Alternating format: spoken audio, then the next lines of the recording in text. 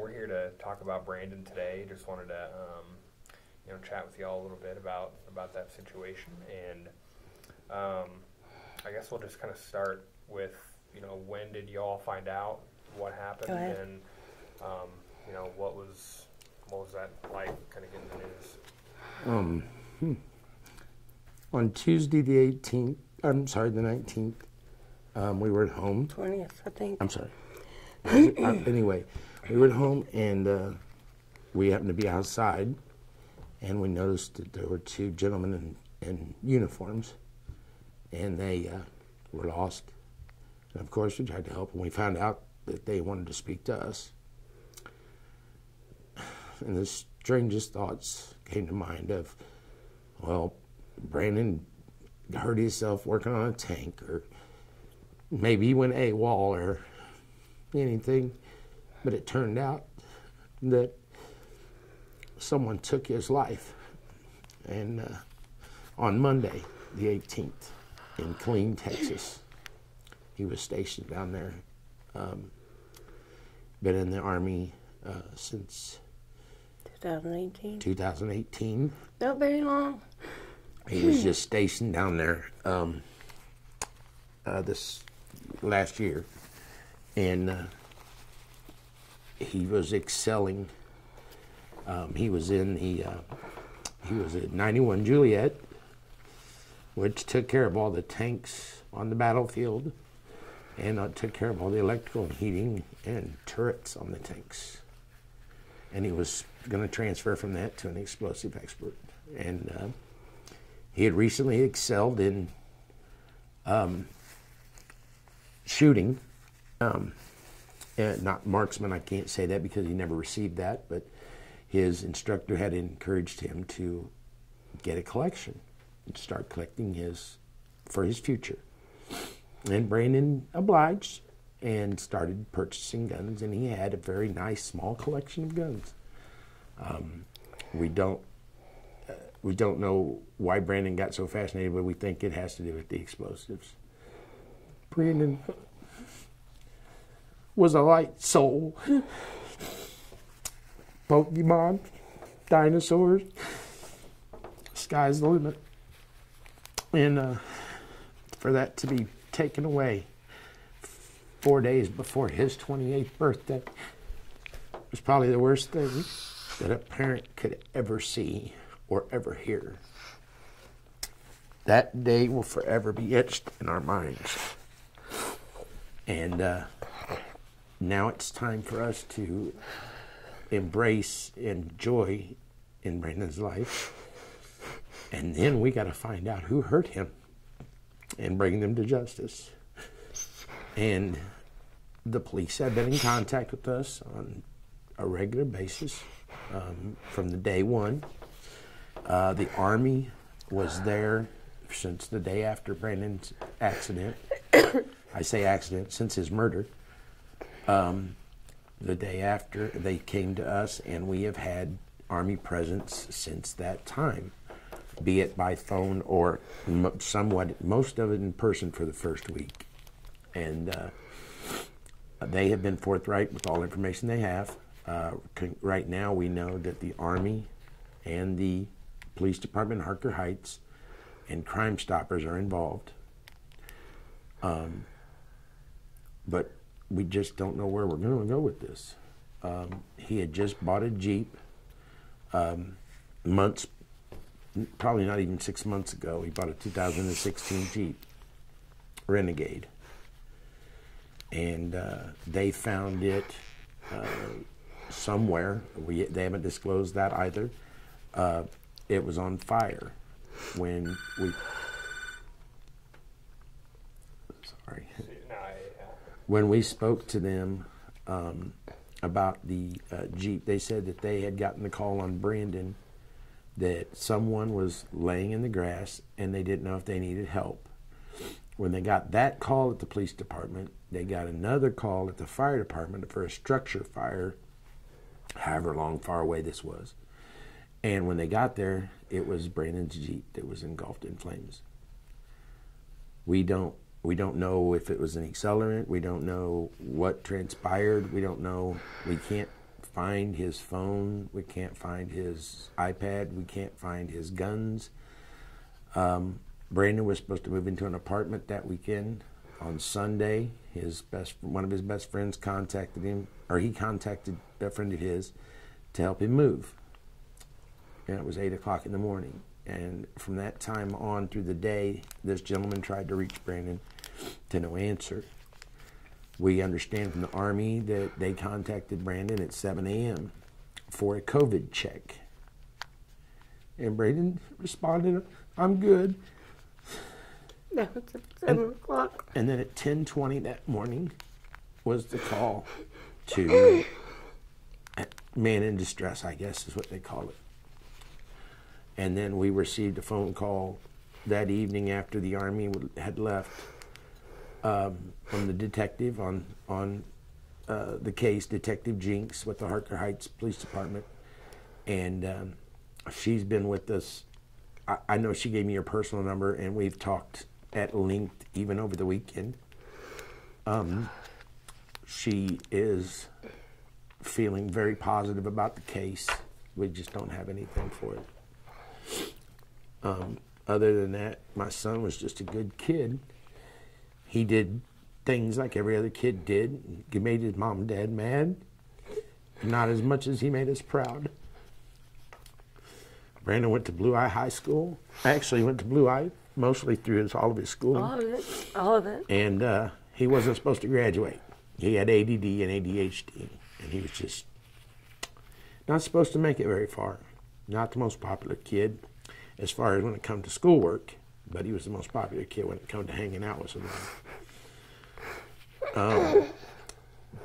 From the messages we got and are getting, we've found that he has touched everyone in a very positive way. Everybody talks about his humor. He was just goofy funny. I mean, we've got pictures of him from falling asleep in his high chair all the way to pink tutus and acting goofy. His principal, Mr. Johnson, promised him if he graduated high school that he would dance with him at his graduation. When Brandon passed over and went, Mr. Johnson stopped the entire assembly and started dancing with our son. There's things like that that we'll never see or have again. We're not going to see grandchildren. We're not going to see our son ever again, except for one more time when we lay him to rest, when he finally gets home. At this time, we don't have him here. And I think that's probably harder than the actual situation that we're about to go through. It's just not having him here. When did Brandon first express that he was interested in going into the military? When he was little bitty.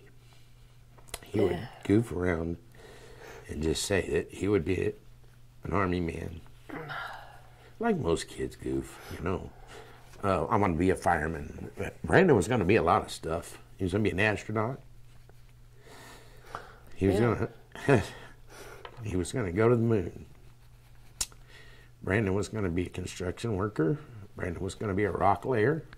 And Brandon done most of those. Every other day it was something new with Brandon. But when he finally got to the point, he had sowed his oats. He was ready. He didn't like college. He just did something that didn't click with him. But he went. And he just decided at that point he was going to go and have fun. And he did. And he enjoyed it. Like most people should do. Enjoy what you can while you can. And then he just came to us. He went to Kansas City to get a job at Amazon. And they told him he couldn't work there. They didn't have a position open. So he called us one night and he said, "Dad, Mom, I got Mom on the phone." I said, "Do you want to hear this?" She said, "What?" I said, "No, Brandon's on the phone. He's decided now he's going to join the Army." With more delight than I can say. I knew at that time my son had grown up. And the respect that I found from my son even more than before, which was immense.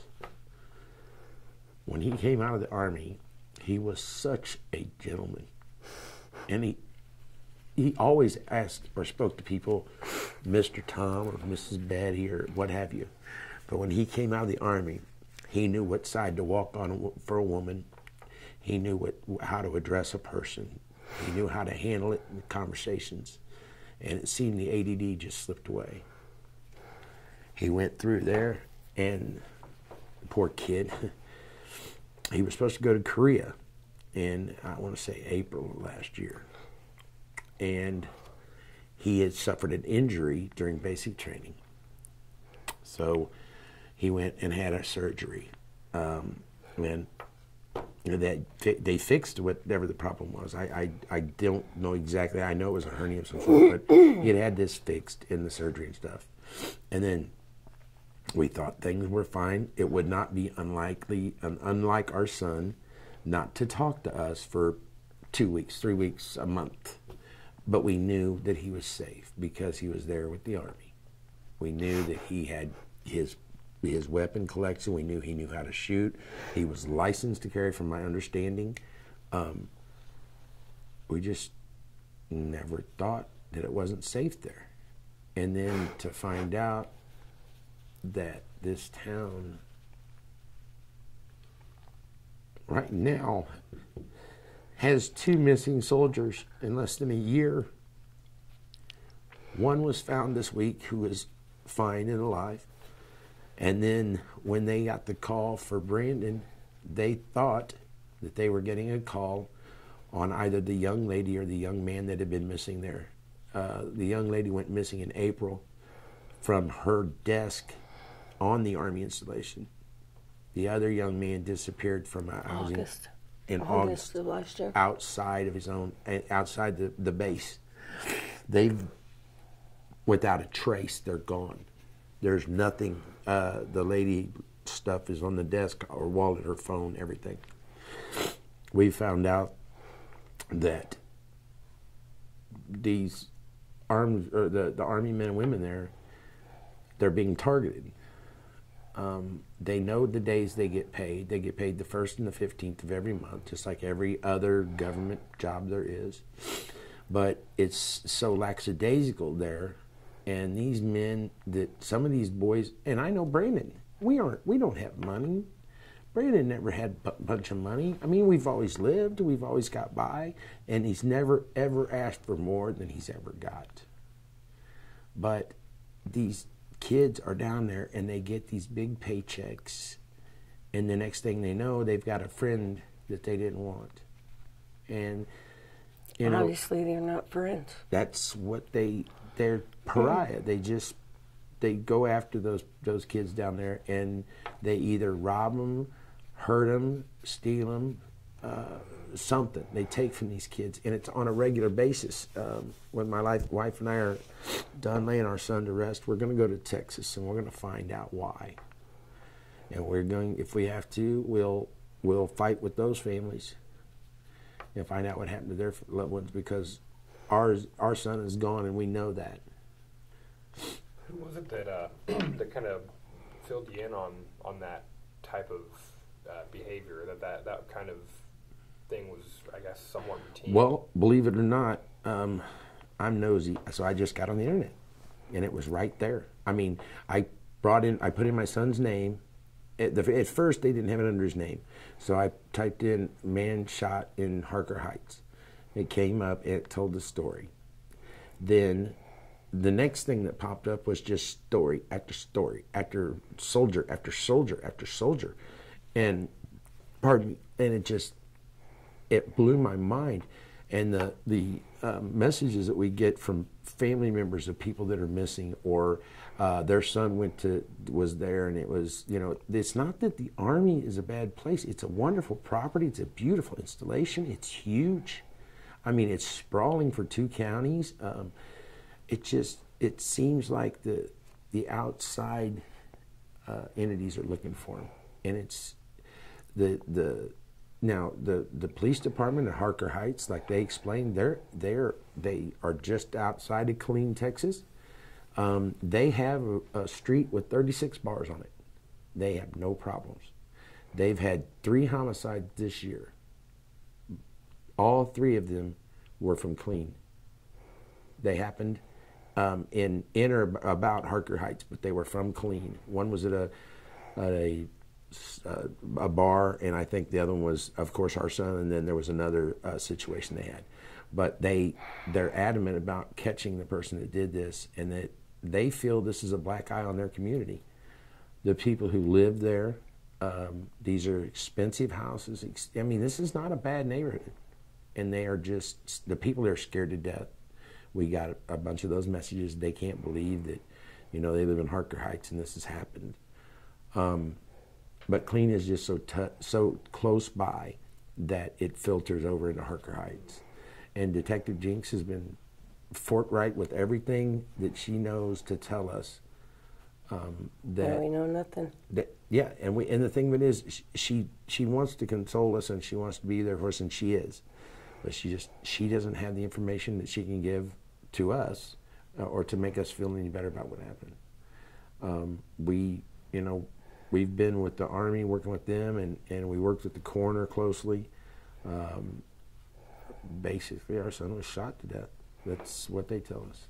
That's the only real thing we know. And for Brandon, this kid is a Pokemon fanatic. I mean, everything he's got or does is a meme or is a joke or something on the internet. People are going to look his name up. They're going to see it on the internet. They're going to see it on his Facebook.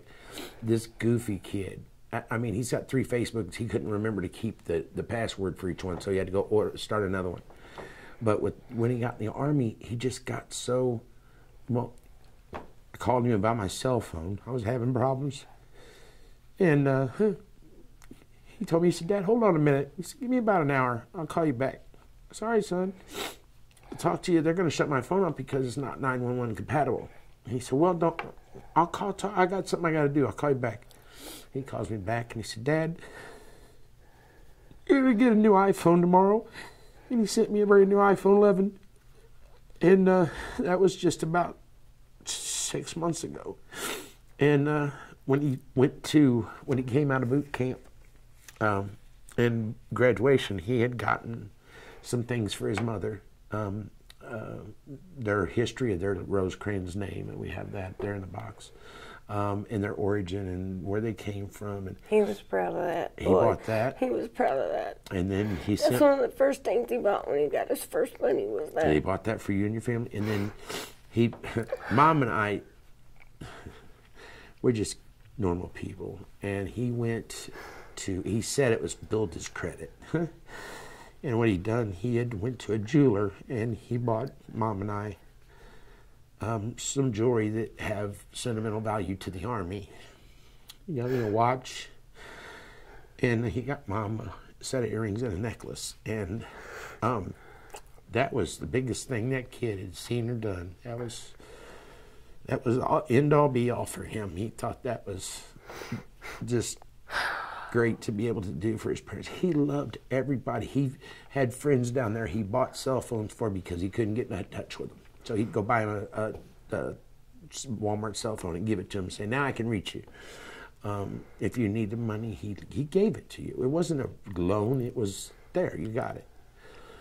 We went to his graduation. We were so proud. It was a wonderful day. We had fun. And then the last time I seen my son, I had to go to Texas.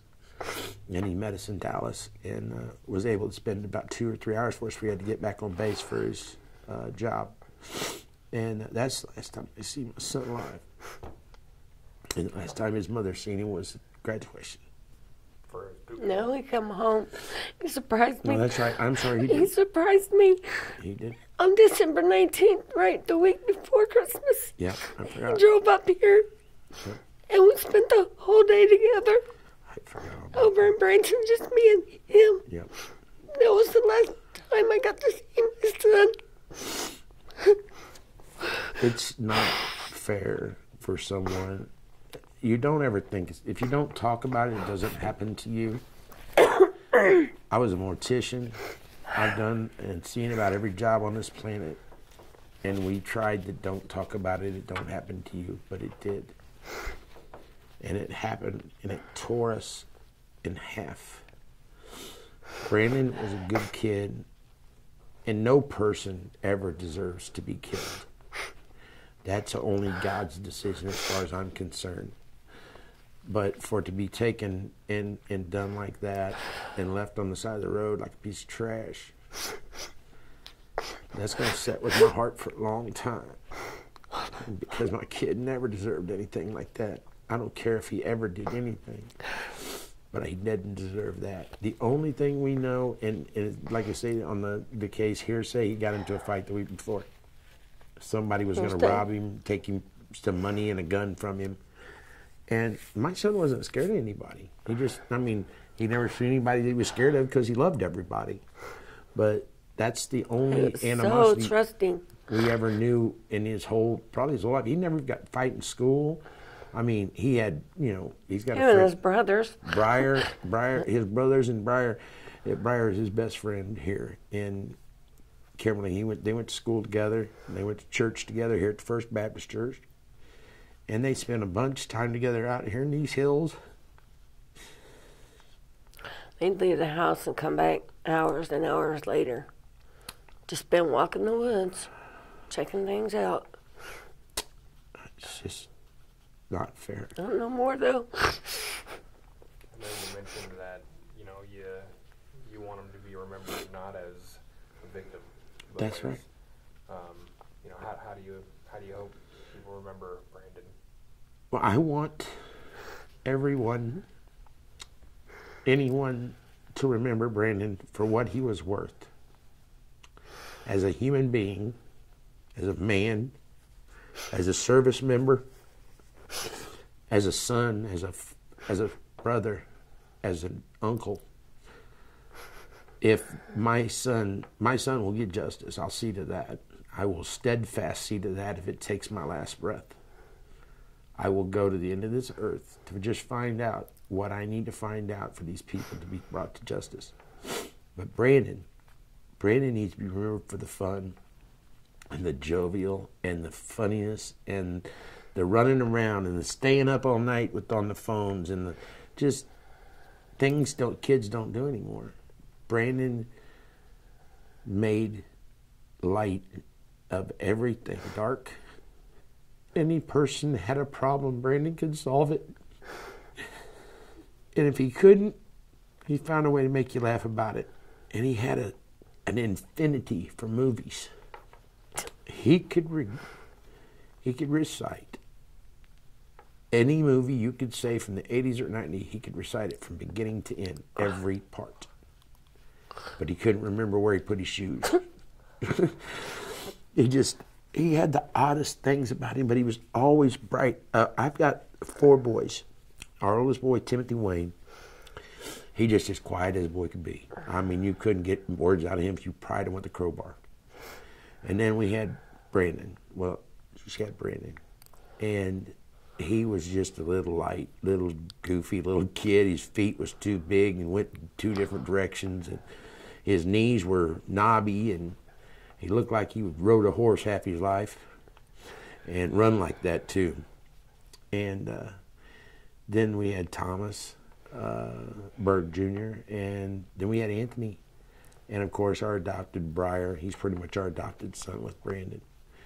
And those 4 boys are different as night and day, but Brandon could always bring them 3 boys together. If they was fighting or if there was something one or the other didn't want to work with or understand, Brandon would bring it together.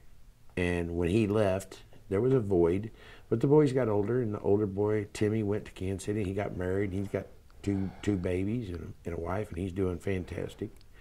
And Brandon was bound and determined. So he didn't finish that graduation, but he was going to go to the Army, and he's going to make some of that. And when he missed that trip to Korea, he promised, he said, "Dad, I promise you, you're going to get on an A flight." What's an A flight? Wherever you go in the world as a service member, you can have your family flown for free. And he was going to get me to go to Korea so he could get me to eat some crazy food. I knew that he was going to succeed in that. And to have that taken away, It's not right. it's not. And I don't want anyone to remember my son as a victim, because he's not. He may have died in a murder, but he's not a victim. Brandon loved, and he loved to that last minute. I promise you, even whatever was transpiring, I guarantee you, my son had nothing but love to the very minute his life was taken. Something that my wife was told stuck with us. In the Bible it says, and don't quote me, but the last breath you take here on earth is your first breath with Christ. And I know that my son has just that. He's somewhere now where there's no more ADHD, there's no more punishment, there's no more PT. He hated PT, but he enjoyed getting up early in the morning. He did. That was his coolest thing. That and the gas chamber. He liked going. He thought that was a hoot. Out of all the kids, Brandon had a battle buddy, Malave, who to this day still calls us mom and dad. And he's heartbroken because of COVID. He's only allowed 80 miles from his installation, and he's in New York. And he is tore that he can't be here to see his brother off. But I keep wanting to go back to just remember Brandon for the funny things, for the goofy little kid that just couldn't get it together. He never could fully get a break. He just never got one from birth to now. He never got a break, and he never complained about it Always once. prevailed, though. Never complained. Always came through. And he would have It took him longer than others, but he did. He came through all the time. had he made it, he would have been Army career. He would have stayed. He wanted to stay. And he would have touched a lot of people, and he probably could have helped a lot of more people than he did. He just, man, he was. I know he might have been had Henry's side sometimes, and we hear from his friends how they went and had fun in Springfield and went to parties and did this, and that's what I want I want to know my 18-year-old son did that. Yeah. Living in the college town of Springfield, it's kind of hard not to go have fun at that age. But he touched a lot of people in Springfield that, he would go out to the homeless and work with the homeless a little bit. And when I say work with them, he'd buy them food. And he'd even stay the night out with them. I know of several occasions that Brandon talked to us, and he had stayed the night out under a car garage with somebody because they didn't have a blanket or someplace to stay warm, so he stayed with them. That's the Brandon everybody needs to know. Guys, I don't know what else to ask you. I'm sorry that we had to meet under these circumstances here.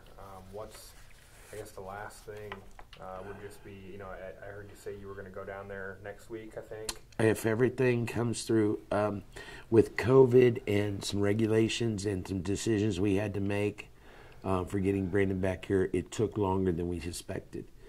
Brandon's funeral was supposed to be actually today and tomorrow. But due to that, and Springfield didn't have the availability for the size of the plane, we'll be going to Tulsa to bring him home as soon as we get that nailed down. And Tomorrow at 6, isn't tomorrow at 6. And then Monday and Tuesday will be his visitation and his funeral here with full military honors here at the Stump Funeral Home and the First Baptist Church of Kimberling City.